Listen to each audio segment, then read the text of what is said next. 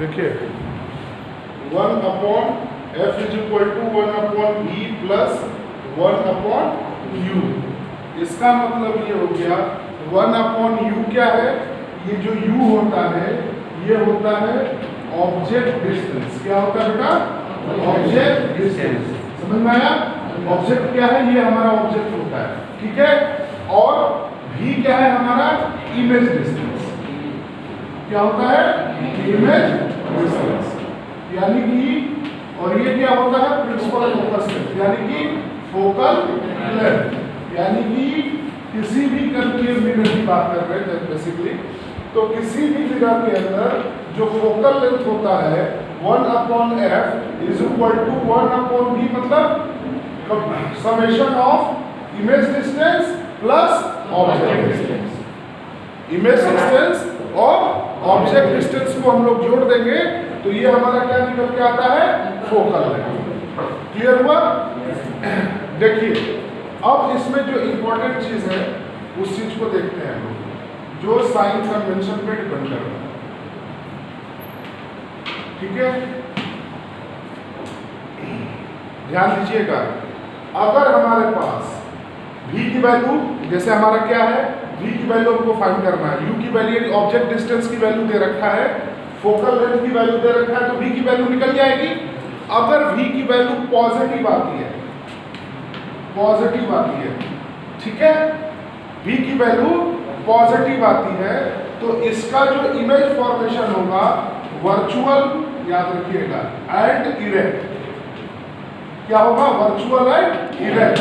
और जो इसका मिरर इमेज बनेगा, सॉरी, जो इसका इमेज बनेगा ऑब्जेक्ट का, वो पीछे बनेगा, बिहाइंड द मिरर बनेगा, बिहाइंड द स्फेरिकल मिरर बनेगा। यानी कि इसके फ्रंट में ना बन के इसके बैक में बनेगा अगर v की वैल्यू पॉजिटिव आती है। क्लियर? अगर हमारे पास, ध्यान दीजिएगा, v की वैल्यू निगेटिव आती है, ठीक है, v की वैल्यू हम लोग निगेटिव निकालते हैं या निगेटिव आती है फाइंड सॉल्व करने पर, तो जब निगेटिव आएगी तो उस केस में क्या होगा? हमारे पास जो इसका इमेज बनेगा वो रियल बनेगा, ठीक है, और इन्वर्टेड बनेगा। क्या बनेगा? इन्वर्टेड बनेगा। बात समझ में आ रहा है? रियल बनेगा और इन्वर्टेड बनेगा, और इसका जो इमेज फॉर्मेशन होगा वो इन front of the spherical mirror. Clear? यानी कि वो इन फ्रंट में बनेगा और जब पॉजिटिव आएगी तो बैक में या बिहाइंड में। यही इसका मेन कॉन्सेप्ट है। इतना अगर दिमाग में आप लोग रखेंगे तो कोई भी सवाल आराम से कर लेंगे, ठीक है गौरव? अगर इतना आप लोग रखते हैं तो आप कोई सा भी सवाल, पूरा कॉन्सेप्ट आपका क्लियर है। इसका मतलब याद क्या करना है या दिमाग में क्या बैठाना है कि अगर हम लोग, जैसे क्या है, u की वैल्यू दे रखी है, f की वैल्यू दे रखी है, कनकेव मिरर के केस में u की वैल्यू तो निगेटिव रखते ही हैं, f की भी वैल्यू निगेटिव रखते हैं, लेकिन यही अगर कन्वेक्स मिरर की बात आ जाएगी तो f की वैल्यू भी निगेटिव, f की वैल्यू क्या हो जाएगी? पॉजिटिव हो जाएगी। f की वैल्यू पॉजिटिव हो जाएगी। अगर कनकेव मिरर की बात करेंगे हम लोग तो u की वैल्यू हमारी क्या होगी बेटा? माइनस, लेकिन f की भी वैल्यू माइनस होगी, ठीक है। लेकिन अगर यही कन्वेक्स की बात करेंगे तो u की वैल्यू हमारी क्या होगी? माइनस, लेकिन f की वैल्यू, फोकल लेंथ का ही गेम है, ठीक है। तो फोकल लेंथ एक में प्लस होता है, प्लस किस में होता है? कनकेव में, और माइनस किस में होता है? कन्वेक्स में। इसको रख के सॉल्व करेंगे, v की वैल्यू निकालेंगे, और जब v की वैल्यू निकाल के देखेंगे, अगर इसकी वैल्यू, v की वैल्यू पॉजिटिव आ जाती है तो इसका मतलब कि जो इमेज का फॉर्मेशन होगा वो वर्चुअल होगा और इरेक्ट होगा, ठीक है। अगर यही वैल्यू हमारे पास निगेटिव आ जाती है तो ये वैल्यू रियल होगा और सारे कॉन्सेप्ट क्लियर? किसी को कोई कंफ्यूजन? लिखवाने की कोई जरूरत? सबके दिमाग में बैठ गया? ठीक है। देखो बेटा, फिजिक्स में समझना बहुत, अगर समझ में आ गया तो कुछ मत लिखिए, और नहीं समझ में आ गए तो वो सब लिख के भी बेकार है, क्योंकि आपको अल्टीमेटली सवाल पे ही फोकस करना है। न्यूमेरिकल करने आ गया, कॉन्सेप्ट आप लोग को समझ में आ गया, ये साइन कन्वेंशन समझ में आ गया। ये आपको क्या पता चला कि अगर पॉजिटिव बनेगा तो इन फ्रंट में रहेगा, ठीक है। अब आ गया मैग्निफिकेशन। मैग्निफिकेशन का फॉर्मूला होता है, इसको लिख लीजिए, इसको लिख लीजिए, बड़े काम की चीज है।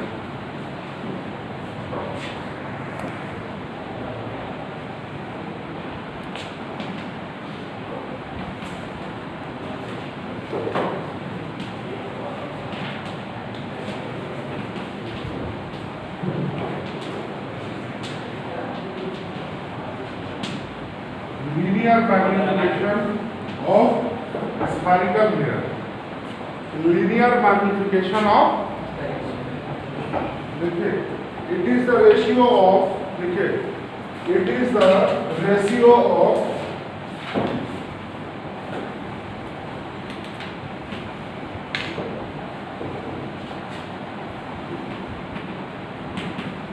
height of the image, height of image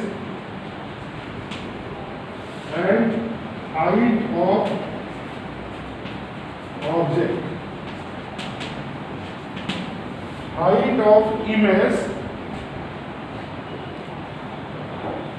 and height of object. This is, उसमें दिखाइएगा, देखिए होगा कि हाइट ऑफ इमेज तो h डैश मैंने बनाया था, तो हाइट ऑफ इमेज क्या होता है h डैश, और ये क्या होता है h। This is minus v by u।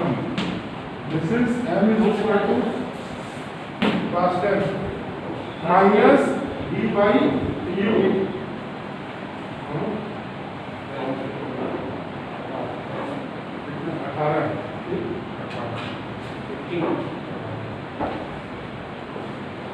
ठीक है, linear magnification m is equal to h dash by h is equal to minus v by u।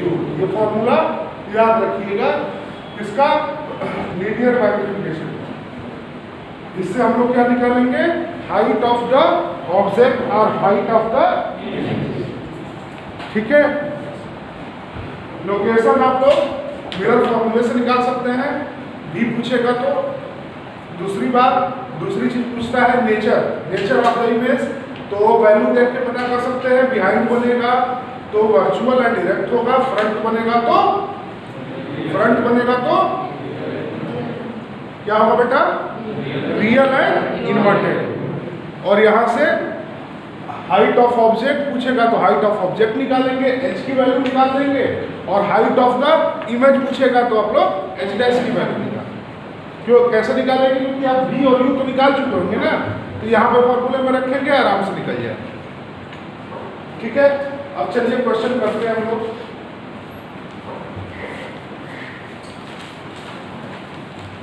Question करते हैं। क्वेश्चन है, object is placed,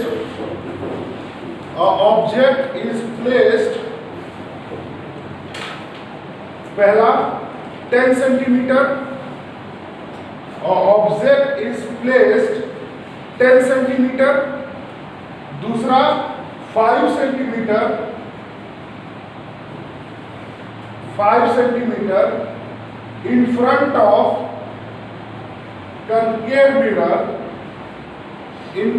of concave mirror and the radius of curvature।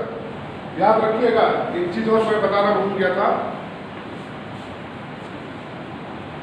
f is equal to होता है r/2, यानी कि जो focal length होता है वो रेडियस ऑफ कर्वेचर का उल्टा होता है,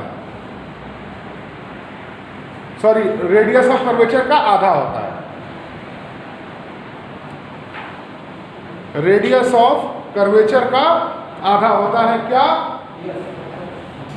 focal length. Radius of curvature का क्या होता है बेटा, हाफ होता है। क्लियर हो गया। अब यहां से आप लोग आराम से निकाल सकते हैं। Radius of curvature 15 centimetre, find position, nature of image and magnification of the image. ये तीन चीज आपको निकालनी है। आप आराम से फॉर्मूला में पुट करेंगे और फाइंड कर लेंगे।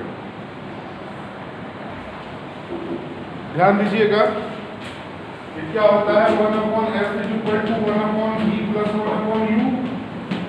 अब हमको u दिया हुआ है, ऑब्जेक्ट डिस्टेंस दिया हुआ है ना 10 सेंटीमीटर। पहला condition, when object distance is 10 centimetre, दिया हुआ है ऑब्जेक्ट डिस्टेंस 10 सेंटीमीटर। तो हम लोग f की वैल्यू क्या निकालेंगे, r/2। r/2 करेंगे तो 15/2 कर देंगे तो ये 7.5 सेंटीमीटर। ठीक है, तो अब इसको रखेंगे कंकेव में, मैंने बताया था इसको हम लोग -7.5 कर सकते हैं, इज इक्वल टू 1/v + 1/-10 कर लेंगे। यहां से आप लोग v निकाल लीजिए।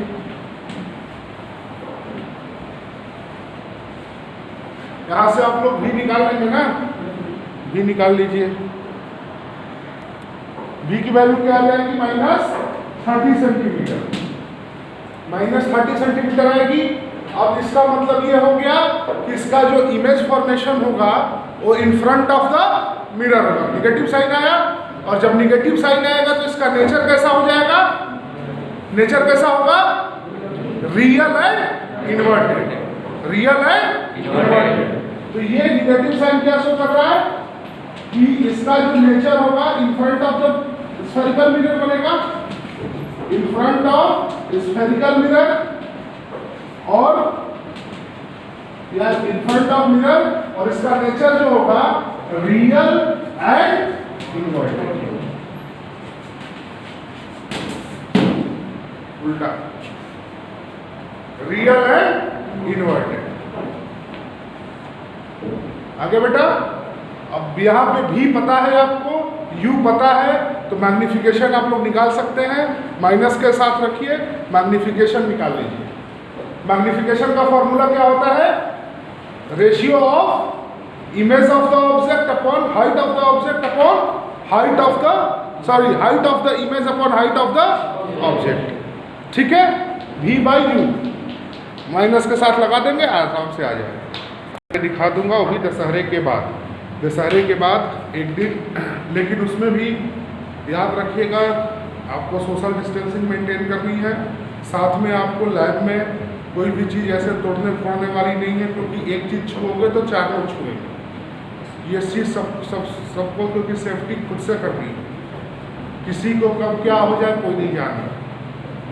तो प्रिकॉशनरी लेते हुए मैं 10-10, 5-5 को ले जाके एक दिन करा दूंगा, एक दिन 2 दिन, एक दिन क्लास ले, क्योंकि सिलेबस आपका बहुत जल्दी ख़त्म हो जाएगा। क्योंकि ये खत्म हुआ, ये आज ख़त्म हो गया, इसके बाद थोड़ा सा मैं पढ़ा दूंगा कल, नेक्स्ट टाइम आपको रिफ्रैक्शन पढ़ा दूंगा, ख़त्म हो जाएगा। तो सिलेबस इज़ नॉट टेकन, मतलब कि इसको इस तरह से नहीं लेना है कि ये बहुत ज़्यादा भारी है, ऐसा कुछ नहीं है। आप लोग नॉर्मल चीज़ों को, बेसिक चीज़ों को समझ जाएंगे, कॉन्सेप्ट पकड़ लेंगे तो कोई प्रॉब्लम नहीं। प्रॉब्लम वहाँ है जहाँ कॉन्सेप्ट नहीं समझ में आती है। आज ही मैंने आपको पूरा कॉन्सेप्ट क्लियर हो गया। किसी का कोई कॉन्सेप्ट बाकी है तो पूछ सकता है कि सर यहाँ पे प्लस हुआ, मैंने एक एक चीज़ जो साइन कन्वेंशन में होता है मैंने सीधे सीधे आप लोगों को बता दिया, और आई होप कि ये चीज़ें आपके दिमाग में घुस गई होंगी और पढ़ने की ज़रूरत नहीं होगी। बस आप लोग न्यूमेरिकल 2-4 कर लेंगे तो बार बार ये चीज़ें लिखते लिखते आपको याद हो जाएगा कि प्लस है तो क्या होगा, माइनस है तो क्या होगा, बात खत्म।